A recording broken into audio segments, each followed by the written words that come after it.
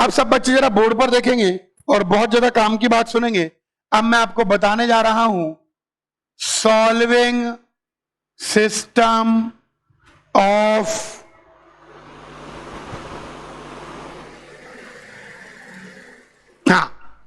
Solving system of linear equation. मेरी बात सुनिएगा, यह जो मेथड मैं बताने जा रहा हूं, यहां पर जो मेथड मैं बताने जा रहा हूं, यह मेथड तभी वैलिड है, यहां नीचे जो मैं मेथड बताने जा रहा हूं, यह मेथड तभी वैलिड है जब number of equations is equal to number of variable. जब इक्वेशनों की संख्या और वेरिएबल की संख्या बराबर हो। ध्यान रखना, यह जो मेथड मैं बताने जा रहा हूं, यह मेथड तभी वैलिड है जब number of equation number of variable के बराबर हो। सबसे पहले मैं आपको मैट्रिक्स मेथड बताऊंगा, फिर मैं आपको डिटर्मिनेंट मेथड बताऊंगा। मैट्रिक्स मेथड का नाम है गॉस जॉर्डन मेथड। इसका नाम है, नाम से कोई लेना देना नहीं है। जो मैट्रिक्स मेथड बताने जा रहा हूं, उस मैट्रिक्स मेथड को कहते हैं गॉस जॉर्डन मेथड। दो बात फिर दोहरा देता हूं, यह मेथड जो मैं बताने जा रहा हूं, यह मेथड तभी काम करेगा जब number of equation number of variable के बराबर हो। मेथड 1 है मैट्रिक्स मेथड, और मेथड 2 जिसकी अपन आज चर्चा शायद नहीं कर पाए, वो है डिटर्मिनेंट मेथड। डिटर्मिनेंट मेथड जिसको क्रेमर्स रूल भी कहते हैं। ये दोनों मैं आपको पढ़ाऊंगा एक एक करके। Solving system of linear equation. System of linear equation को सॉल्व करने के दो अलग अलग मेथड हैं। एक है मैट्रिक्स मेथड, एक है डिटरमिनेंट मेथड। मैट्रिक्स मेथड को गॉस जॉर्डन मेथड भी कहते हैं और डिटरमिनेंट मेथड को क्रेमर्स रूल भी कहते हैं। आज हम सबसे पहले मैट्रिक्स मेथड को देखेंगे। बिल्कुल ध्यान से सुनेंगे। मैट्रिक्स मेथड, मैट्रिक्स मेथड कहता है convert equation to ax equal to B. Matrix method कहता है इक्वेशन को ax इक्वल टू बी के फॉर्म में कन्वर्ट कर लीजिए। कैसे, किस में कन्वर्ट कर लीजिए? ax equal to B. आइए कन्वर्ट करके बताऊं। a यहां पर स्क्वायर मैट्रिक्स जिसका नाम होता है कोफिशिएंट मैट्रिक्स। x यहां पर कॉलम मैट्रिक्स है जिसको हम कहते हैं वेरिएबल मैट्रिक्स, और b यहां पर यह भी कॉलम मैट्रिक्स है जिसका नाम हम लोग कहते हैं कांस्टेंट मैट्रिक्स। सुनना ध्यान से, कैसे कन्वर्ट करना है ax इक्वल टू बी के फॉर्म में, इसको देखो। मान लीजिए a1x plus b1y equal to c1, a2x plus b2y equal to c2।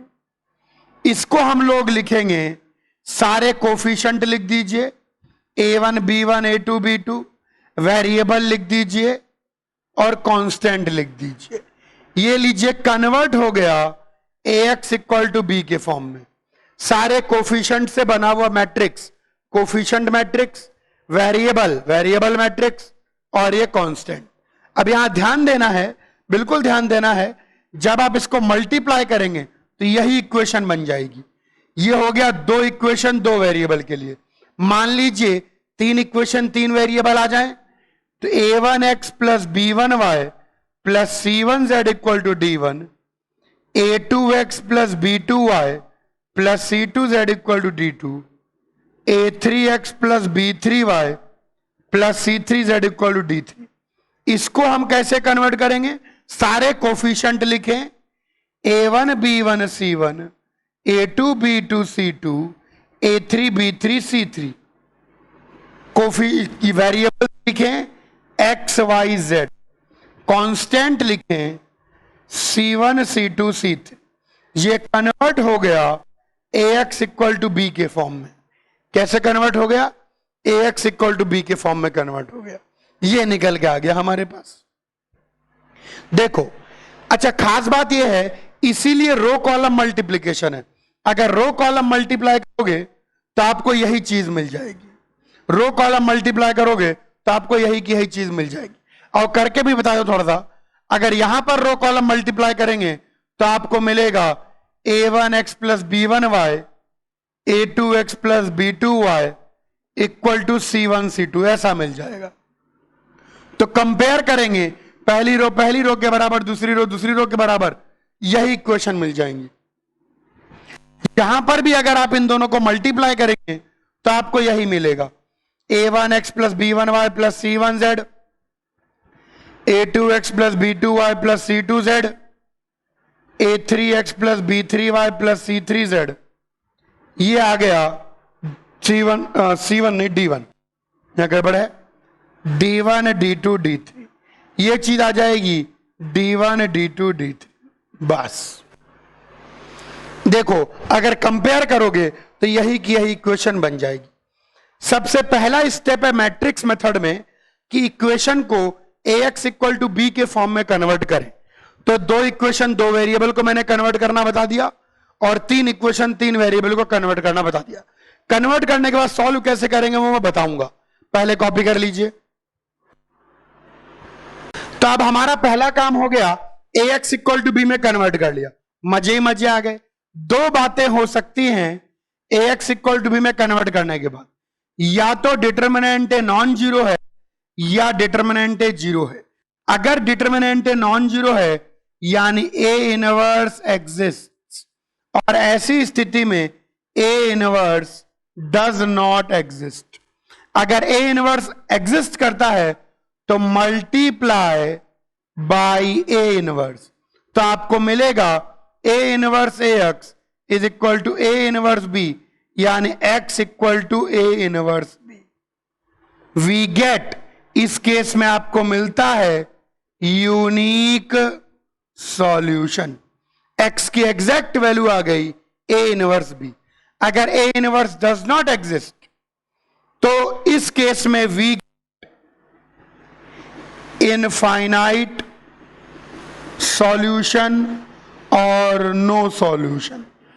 अगर a इनवर्स एग्जिस्ट करेगा तो दोनों ओर अगर आप a इनवर्स से मल्टीप्लाई करेंगे तो आपको यूनिक सॉल्यूशन मिलेगा। लेकिन अगर a इनवर्स एग्जिस्ट नहीं करेगा तो आपको इनफाइनाइट सॉल्यूशन या नो सॉल्यूशन मिलेगा। कैसे पता लगेगा कि इनफाइनाइट सॉल्यूशन या नो सॉल्यूशन है? सुनिए ध्यान से। इनफाइनाइट सॉल्यूशन तब मिलता है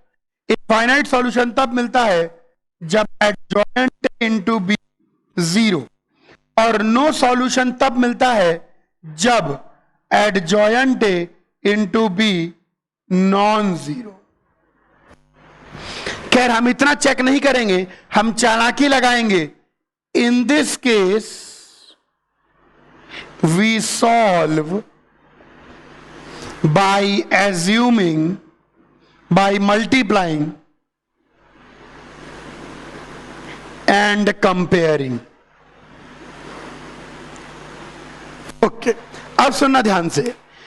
जब आप फिर सुन लीजिए, सिर्फ एक बार सुन लीजिए, ax इक्वल टू बी में कन्वर्ट करने के बाद, ax इक्वल टू बी में कन्वर्ट करने के बाद दो बातें होंगी, या तो डिटर्मिनेंट जीरो नहीं होगा या डिटर्मिनेंट जीरो होगा। अगर डिटर्मिनेंट जीरो नहीं है तो a इनवर्स एग्जिस्ट करता है, और ऐसी स्थिति में आपको यूनिक सॉल्यूशन मिलेगा, बिल्कुल यूनिक, एग्जैक्ट। और वह सॉल्यूशन मिलेगा कैसे? दोनों और a इनवर्स से मल्टीप्लाई कर दें तो x की वैल्यू आ जाएगी a इनवर्स b। अगर डिटर्मिनेंट जीरो हो गया तो भैया यूनिक सॉल्यूशन नहीं मिलेगा, तय है, बिल्कुल तय है।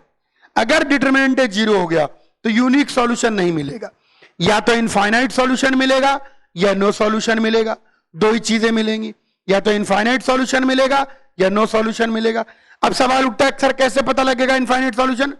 जब एडजॉइंट इनटू बी जीरो है तो इनफाइनाइट सॉल्यूशन, और जब adjoint into B non zero है तो नो सॉल्यूशन मिलेगा। इस केस में कैसे सॉल्व करते हैं? मल्टीप्लिकेशन और कंपैरिजन से। ये तो हो गई थ्योरी। आओ एक दो क्वेश्चन करें तो बिल्कुल दिमाग में बात बैठे।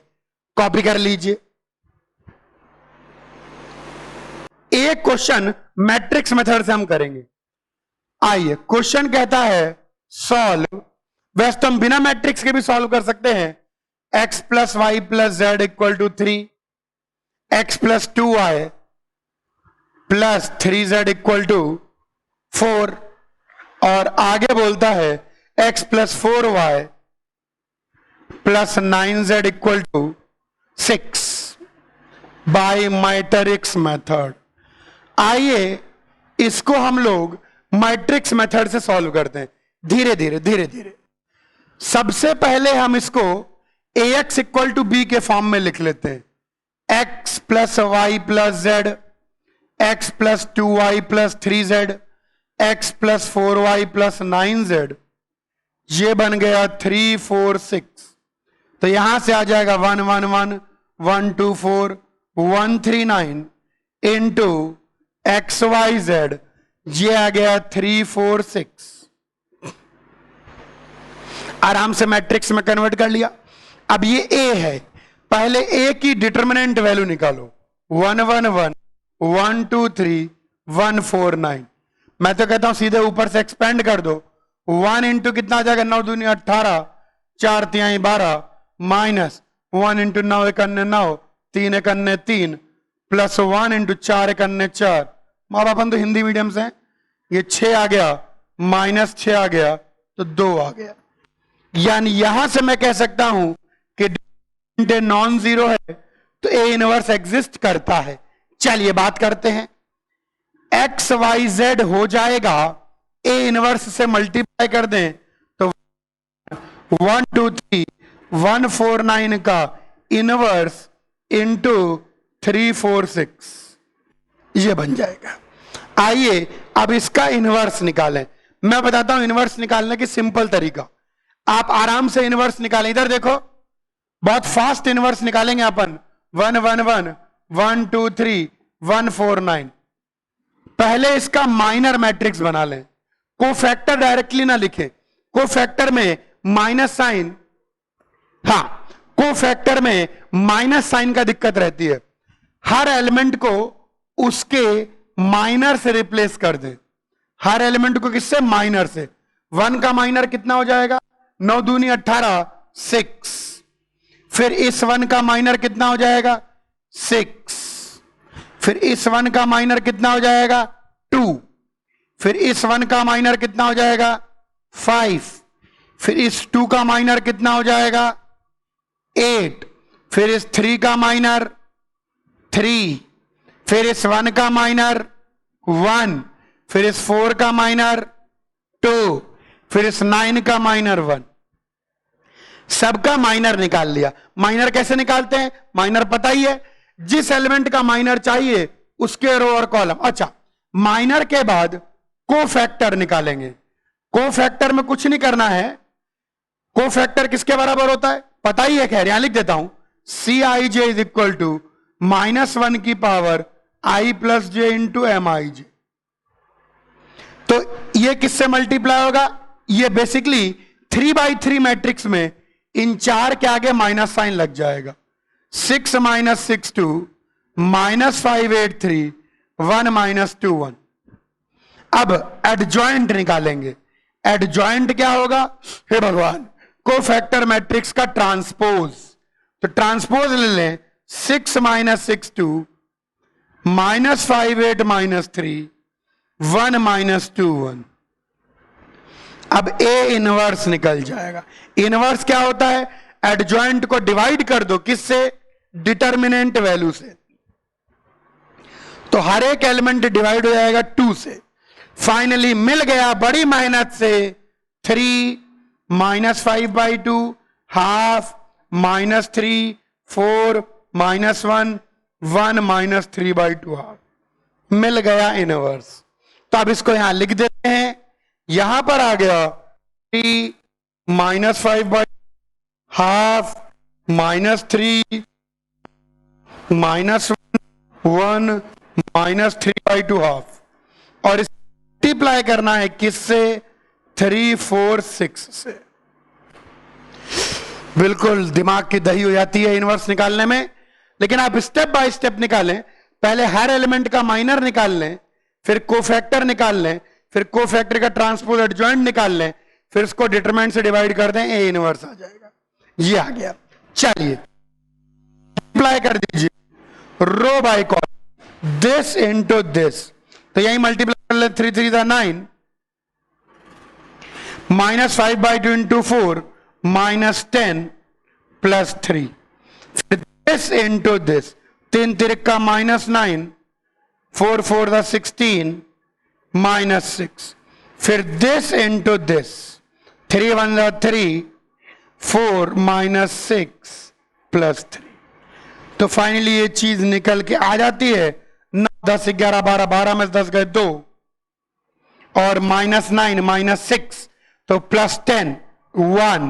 अरे वाह 0. वाह भाई वाह. हा कंपेयर कर लीजिए, आंसर बहुत सुंदर आया है. x की वैल्यू 2, y की वैल्यू 1, z की वैल्यू 0. आराम से करना है, तसल्ली से करना है. देखिए ध्यान से, ax इक्वल टू b में कन्वर्ट कर लीजिए. यहां पर a का इनवर्स एग्जिस्ट करता है. पहले हर एलिमेंट का माइनर निकालिए, फिर माइनर से कोफैक्टर निकालिए, फिर कोफैक्टर का ट्रांसपोज लेके एडजॉइंट निकालिए, फिर उसको एडजॉइंट को डिवाइड कर दीजिए ए इनवर्स. लंबी प्रक्रिया है, प्रक्रिया लंबी है. फिर इनवर्स और मल्टीप्लाई करते हैं आंसर. कॉपी कर लीजिए.